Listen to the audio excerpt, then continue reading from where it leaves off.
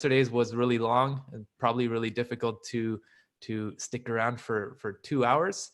But today we're going to continue learning about React Transition Group and how to incorporate those animations that we learned to utilize yesterday into or with SVGs. So combine them together with an SVG to create a cooler animation.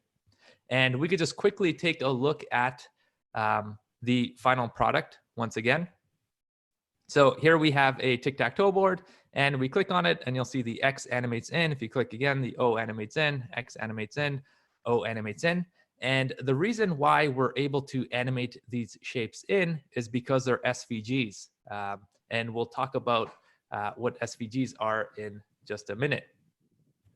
So let's see, what is an SVG in like a broad sense? So SVG is an abbreviation for scalar vector graphics, which is also just an XML-based vector image format. So what is a XML-based vector image format? Well, let's tackle the XML part first. XML is just extensible markup language. And you're probably familiar with other markup languages like HTML or hypertext markup language. So an SVG being written in XML allows us to go into the code and reason about and look at the different shapes and actually animate them and see what's happening. So it gives us like a readable format. So that's the XML part of the XML-based image vector image format. Now, what is the vector image format? Well, on the web, you'll probably run into, or you'll mainly run into, two different image format types. You'll run into the raster image format and the vector image format. What is a raster image format? Sometimes referred to as a bitmap image format. It's an image that's composed of a fixed set of pixels, or an image that uses a dot matrix data structure. So if you were to visualize what it is, just picture a grid where each spot in the grid is a pixel, and each spot contains some data like a color for the pixel, the opacity, and a whole bunch of other data. Now, if you were to take a raster image, because it's a grid of pixels, and scale it, what's going to happen is now those pixels are stretching across a larger space.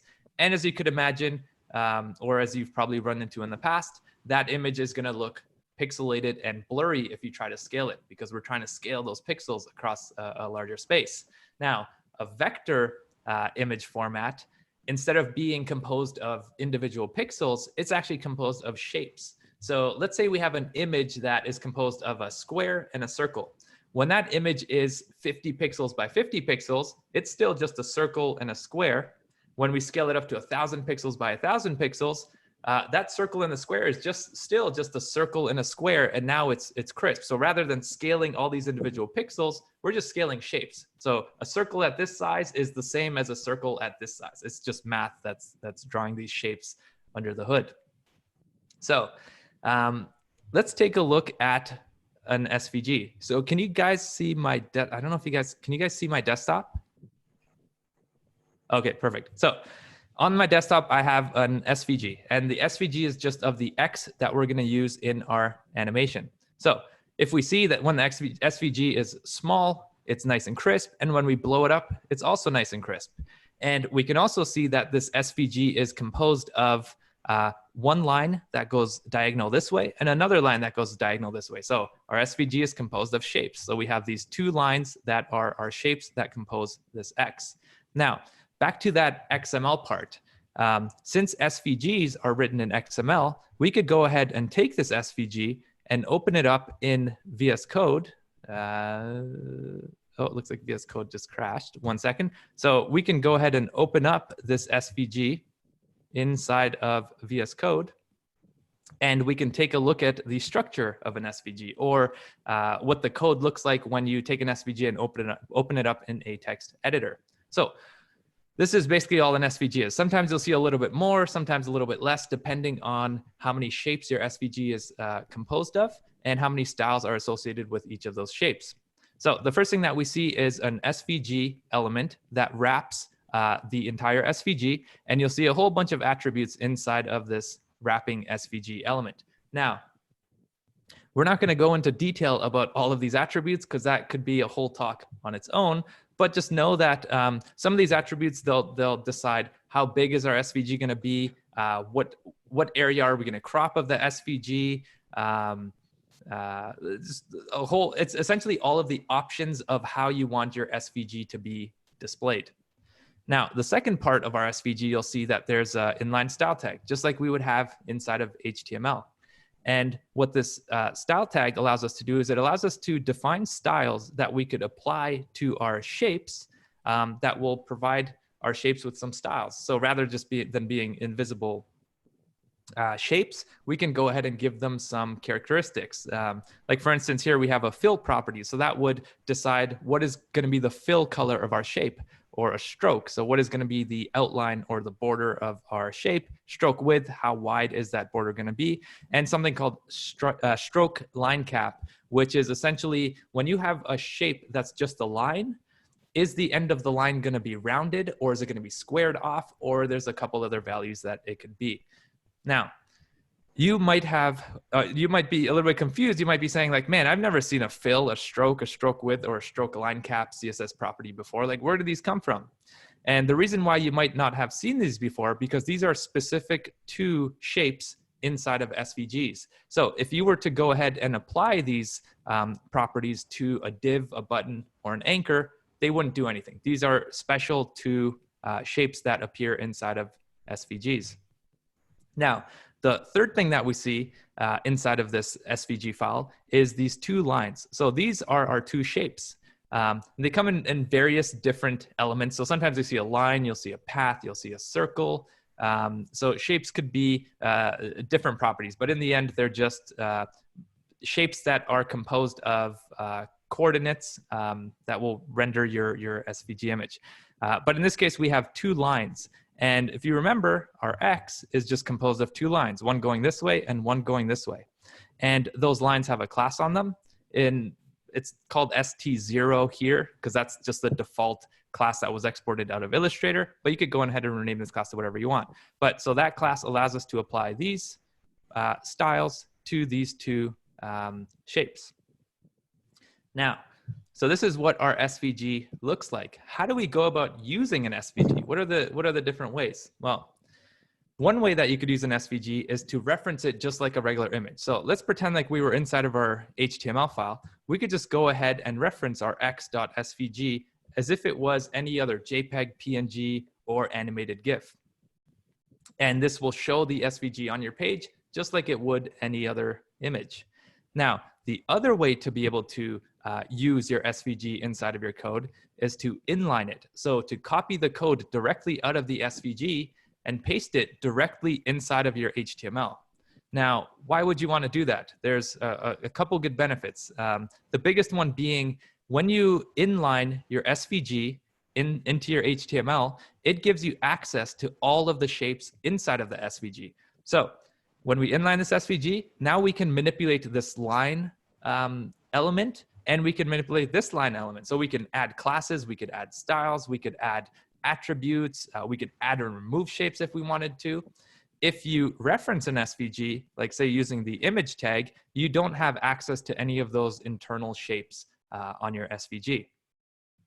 Now, just an aside, there is a way to still animate an SVG that is referenced like this using an image tag. But the thing to know is that your entire animation would have to live inside of your SVG file, and there would be no way to, I don't know what the word I'm looking for. There'd be no way to trigger, let's say trigger that animation or change that animation. It has to all be self-contained and triggered just based on some code inside of the SVG. So this would give you access to all the shapes and give you access to manipulate everything inside of the SVG. This, you're just referencing an SVG. If you want any animation or anything, it would have to all live within that SVG file itself.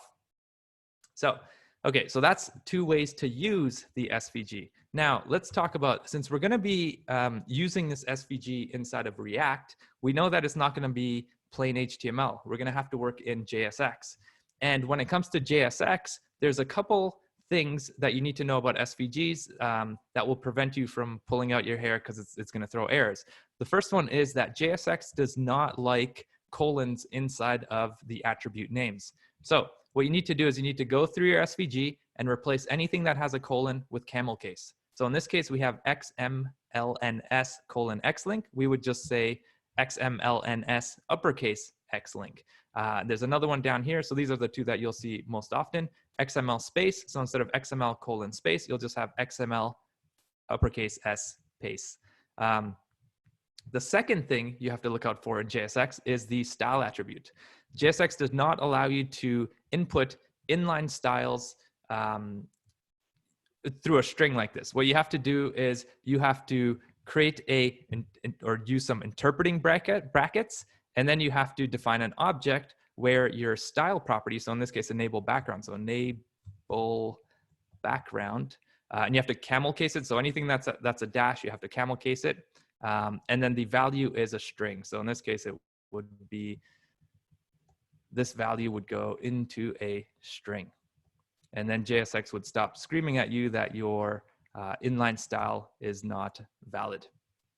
So recap, if your SVG is inside of JSX, and this is only if you're inlining it, no colons and no inline styles unless you define them inside of an object. Okay, so any questions so far? Perfect, man. Oh wait, shoot, Fahid, yes.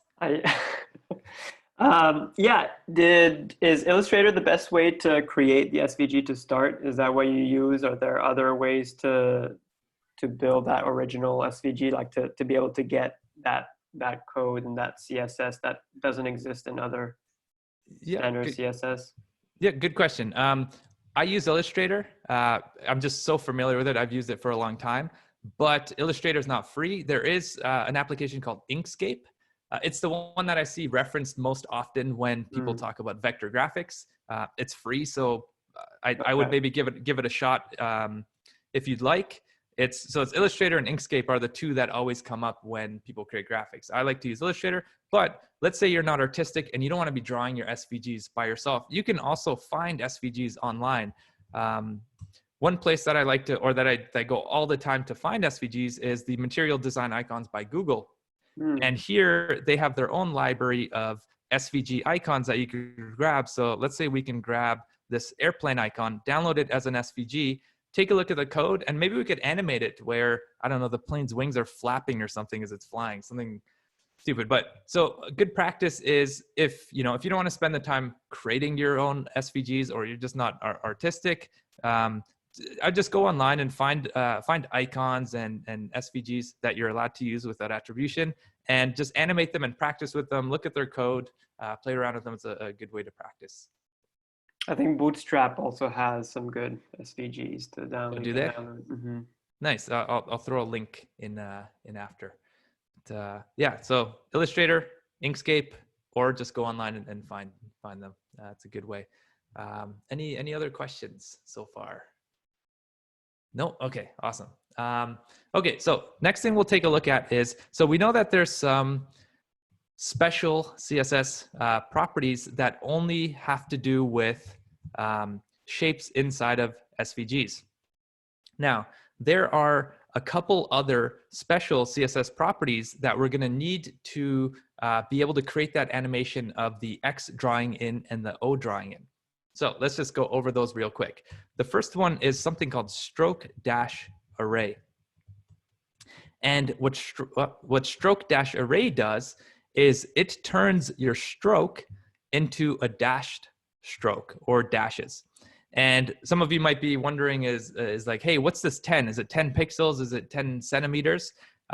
So SVGs use a unit of measurement that's relative to the size of the SVG. So this 10 is just like an arbitrary number 10 that is relative to the size of the SVG. So if your SVG is 10 pixels by 10 pixels, that 10 is still going to be relative to the size of the SVG. If your SVG grows to be 1,000,000 pixels by 1,000,000 pixels, that 10 is going to be still relative to the size of the SVG. So your line is going to look the same when your SVG is tiny, and your line is going to look the same when your SVG is huge, meaning the same, like it's going to be proportionate to how it was at the different sizes. So that's the unit of measurement that SVGs use. Now, stroke-array, so we set it to 10, but we could set it to something like 40. And what that's going to do is it's going to create a line that's 40 length and then spaces in between those lines that are also 40 length. So it's like 40, 40 dash, 40 blank, 40 dash, 40 blank, 40 dash, 40 blank. And we'll get back to this. So the second CSS property that we're going to take a look at is stroke dash offset.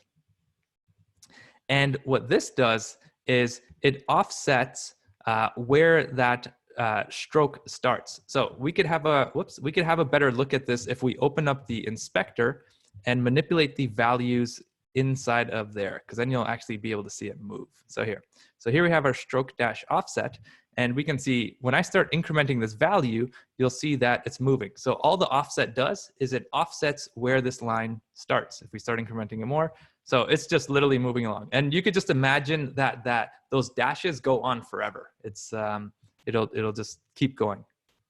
Now, if we go back to this stroke dash array, because you could set it to any size, if we keep incrementing it, eventually these dashes will be the size of our entire shape. So if we say make it, let's say 382 in length. Now what happens is our dash is the entire length of our shape. So if you could picture this, what's really happening there is there's a dash that's the length of our shape, then there's a space that's the length of our shape, a dash that's the length of our shape, a space that's the length of our shape, and it just keeps going. It's like a intermittent pattern. Now, I'm gonna open up my iPad and show you guys a quick illustration to maybe just solidify this concept a little bit. I think it's new movie recording.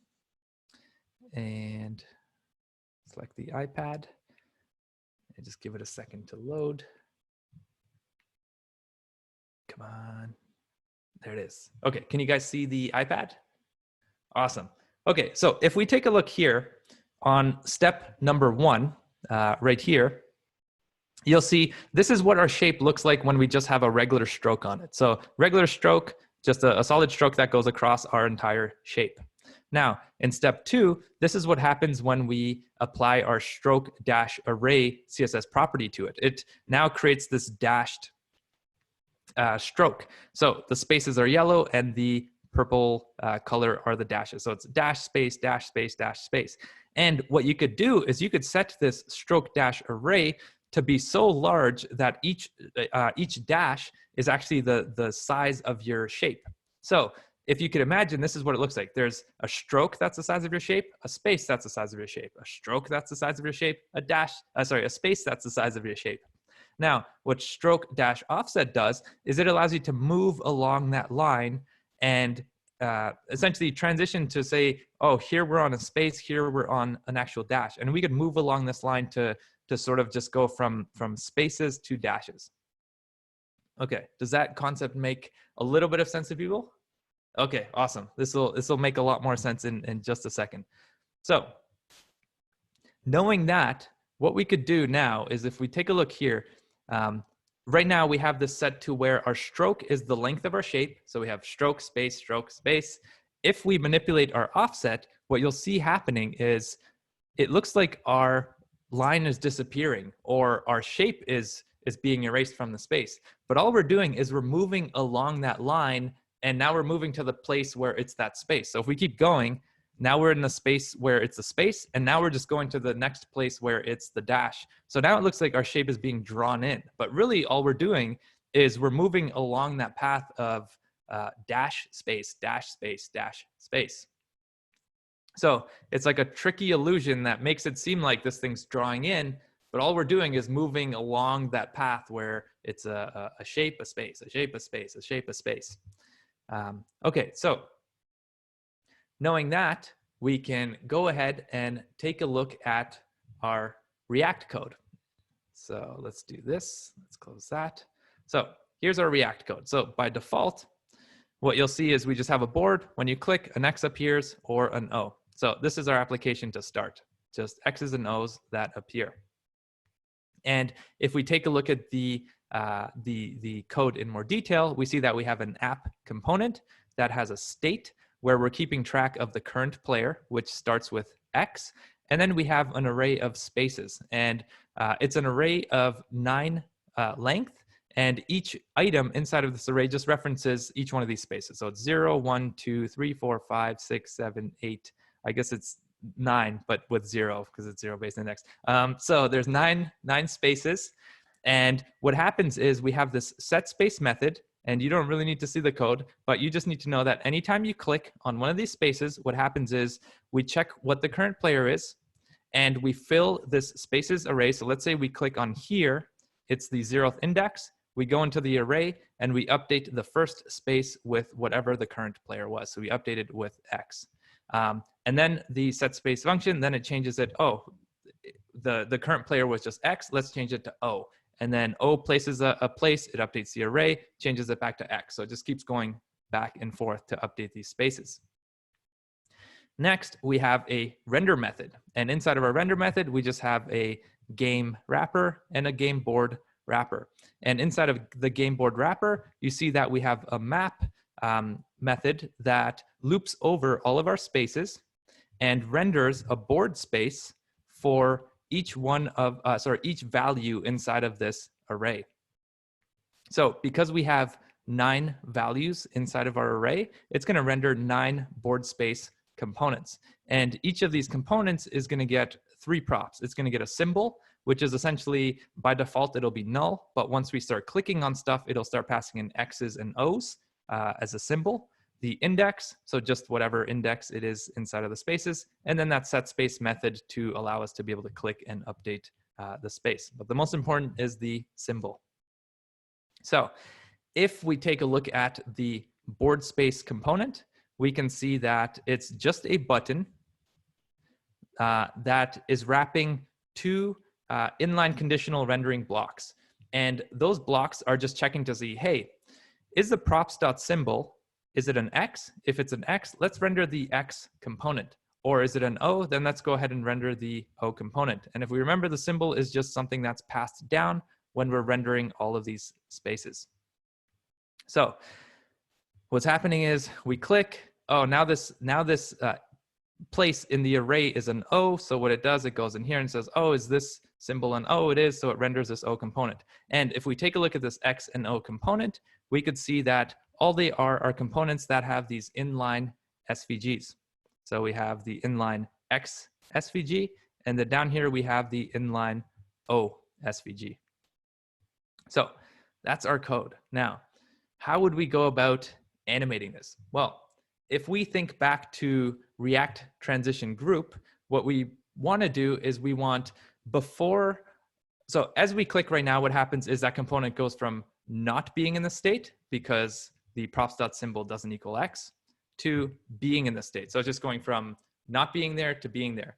What we want to do is we want to say, hey, when we click, give us a little bit of a delay and give us some classes so that we're able to animate this component into the view. So this is sort of review from yesterday, but if you remember, we could use our CSS Transition Component to get those classes working for us. So first, we'll go ahead and define our CSS Transition Component, and we'll go ahead and we'll start with our X component. So we're going to try to add some classes on this X component depending on its state. And if we remember, the CSS Transition Component takes in, or sorry, it doesn't take in, it has 3 required props. The first one being the in, the second one being the timeout, and the third one being the class names. So the first one, again, just to review, it tells us when should we apply or remove those enter and exit classes. So how do we know that this X should be in the view or when it should not be in the view? And we have a good example here. We're essentially just checking to see, is props.symbol equal to X? If it's true, we want to show X. If it's false, we don't want to show X. And just another piece of review, the in prop is looking for a Boolean. So whatever you put in there, if that Boolean evaluates to true, it's going to think that you want to show this component. If it evaluates to false, it's going to think that you want to remove the component. So in this case, when our symbol is X for this component, we're going to want to show it, or we're going to want to apply those classes to it so that we could animate this component into place. Now, the timeout, that just tells us how long do we want our animation to last before those classes that it added for us to allow us to animate this component are removed. So in this case, let's say 700 milliseconds. And the last one is the class names. And this is what are those classes that it's going to apply. What are they going to be prefixed with to allow us to be able to select this specific component in our CSS to animate it. And usually what I like to do is I like to go into this component. So we're going to go into the X component, and we're going to grab the parent class, which in this case is just X.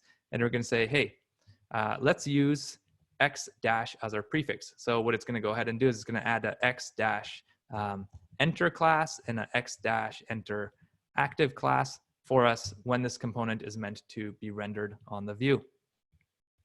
Okay, so since we're rendering our X here, we no longer need our X here. Now, this looks all good, but there's an issue. Let's go ahead and save and run our code and see if we can spot what the issue is. Can anybody see what the issue is here? Nobody. Okay, so I'll tell you guys, since nobody could figure it out. The X's are on the boards.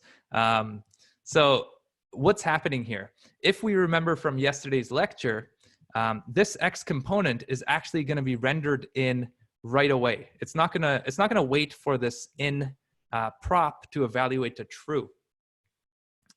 So how can we say, hey, we don't want this component to be rendered in right away if this in prop hasn't evaluated to true yet? So what we could do is we could use the it's enter. Let me see here. Mount on enter. Sorry, slipped my mind. So there's a prop named mount on enter that by default is false. And when it's false, it says, hey, we don't want to mount this component when it enters or when in evaluates to true. We just want to mount it right away. So don't even worry about this prop. Let's just go ahead and mount our X component. So if you set this to true, what happens is now it says, hey, we don't want to mount this component until our in prop evaluates to true. So if we go ahead and run our code now, you'll see that our X's are no longer there.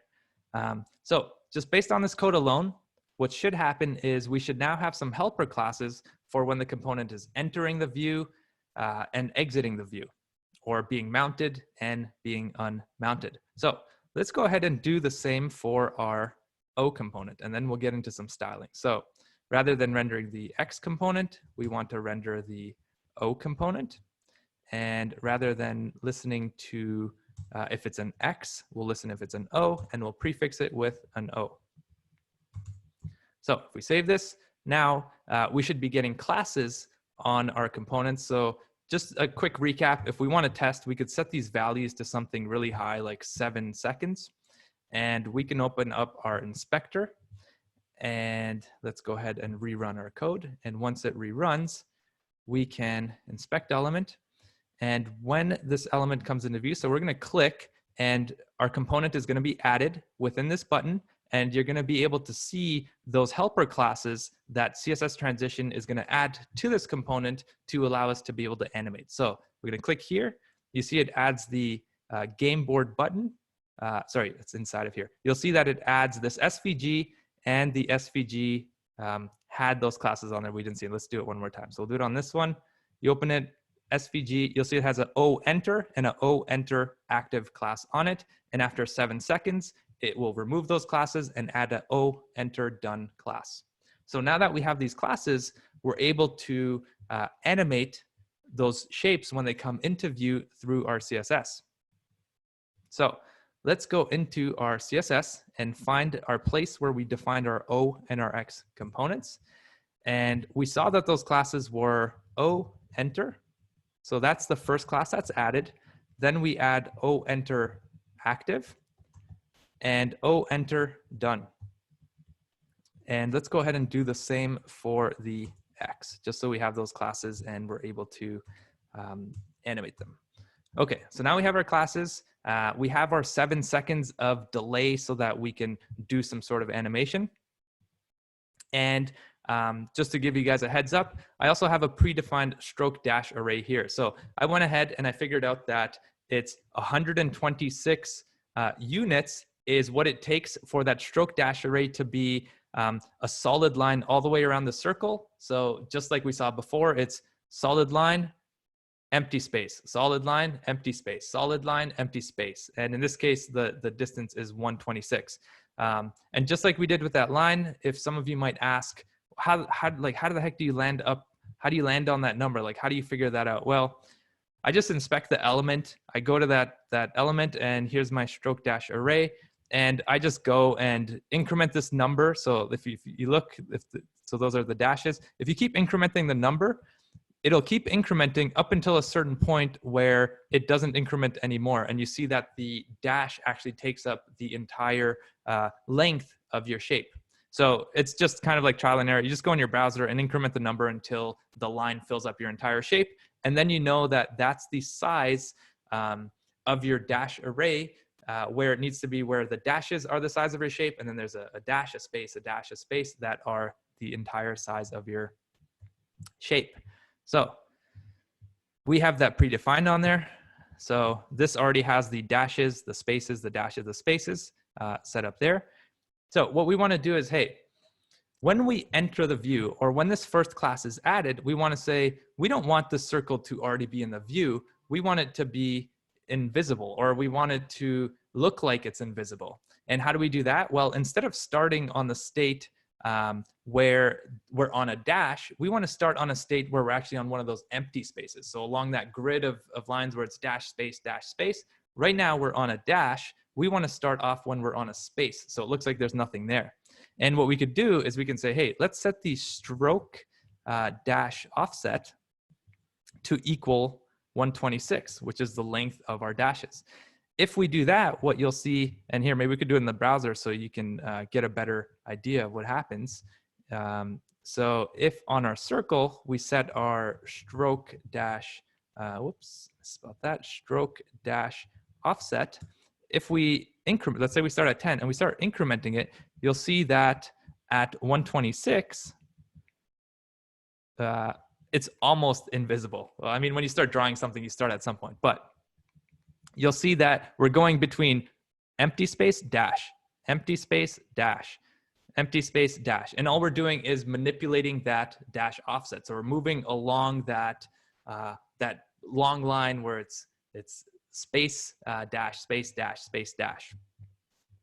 So let's go ahead and hide that. So what we're saying here is we're saying, hey, let's start on one of those spaces where it's blank, where our circle is not in the view. And the class that gets added immediately after enter, we want to say, okay, we're going from a space that is, there's no circle drawn on the screen. We want to go to a space where the circle actually is drawn on the screen. And when is the circle drawn on the screen? Well, when the dash offset is at 0, because we know that by default, our line was drawn on the screen. So we're going to try to animate from 126, which is when we're at that point in the stroke where we're on the empty space, to 0, where we're at the point where the line is taking up the entire space of the stroke. So if we want to actually animate stroke dash offset, just like we did yesterday, we want to set a CSS transition, listening for any value changes on the stroke dash offset property. And we want it to animate over a period of 0.7 seconds or 700 milliseconds.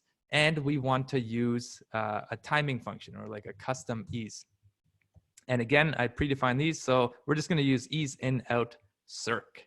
So we'll go ahead and grab this timing function, and we'll go ahead and use it there. So now what happens? We start at a space when it looks like our circle isn't visible in the screen.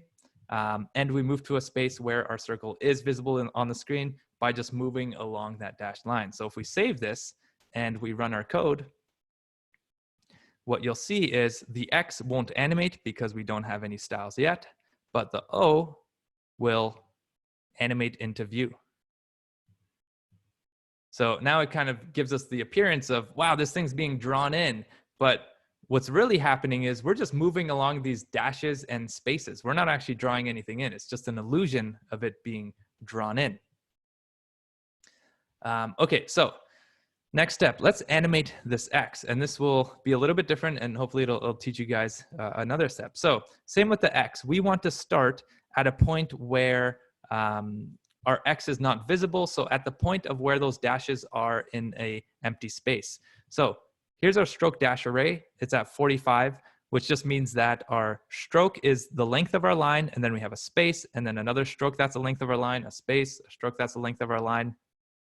I know I'm repeating that a lot, but I feel like I need to hammer it in to your brains so you guys remember this. So it's 45. So if we want to start at a space where it's empty, we just need to set the stroke dash offset to 45, which will put it at a point where we're in between those two lines and we're just at the empty space. So we start at an empty space and we want to animate to the point where we actually see the lines. So we want to animate to its default state or 0. And just like above, for the 488th time, we're going to add a transition where we're listening to the stroke dash offset, and over a period of 0.7 seconds.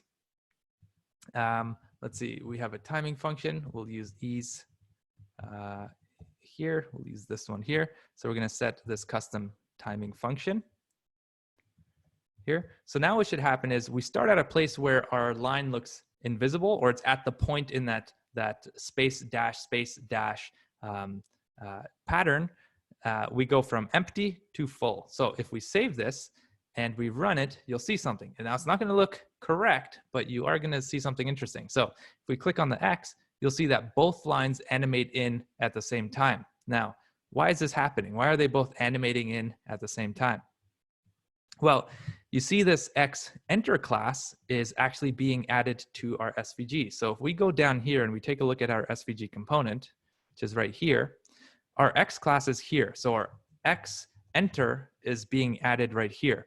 So what's happening is when those classes are being added, it's actually adding the CSS properties or the CSS styles to our SVG wrapper, which in turn is actually animating every single shape inside of that SVG. That's why we're seeing both lines animate at the same time, because there's two lines in there and we're applying that those styles to the SVG.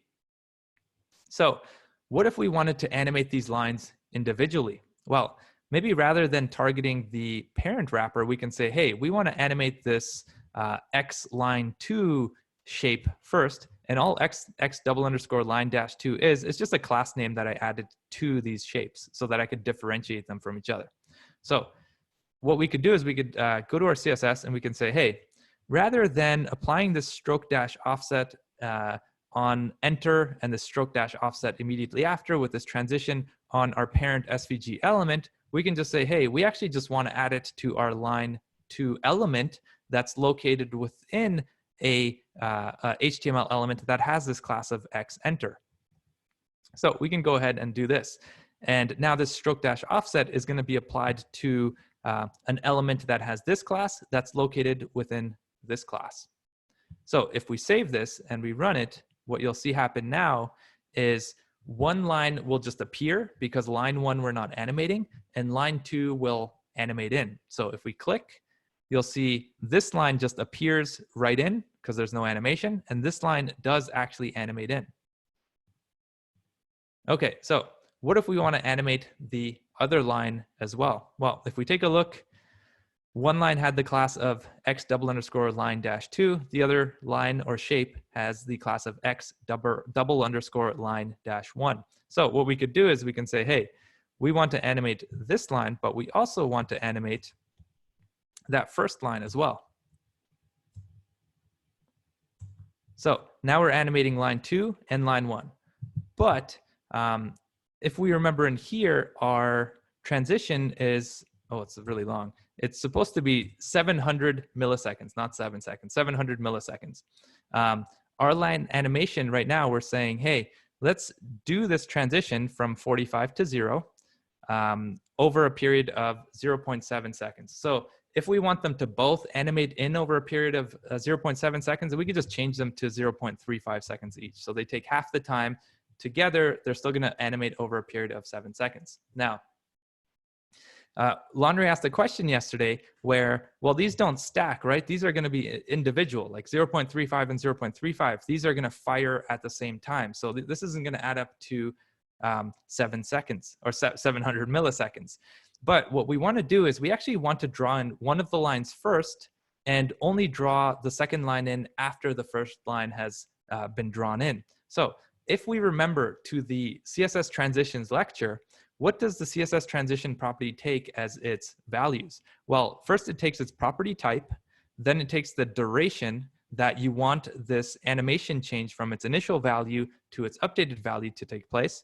And the third property is the timing function. But there is an optional property that goes in between the duration and this timing function, and that's the offset value. So how long do you want this animation to wait before it's actually triggered?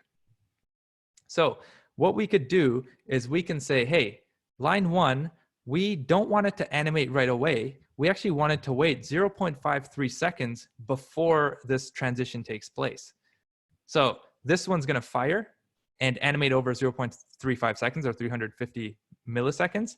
And then after 350 milliseconds, this animation is going to fire and it's going to animate over a period of 350 milliseconds. So if we go ahead and save this and run our code, now if we click in the spaces, you'll see that our lines are animated in one at a time. So our circle comes in and our X just draws in.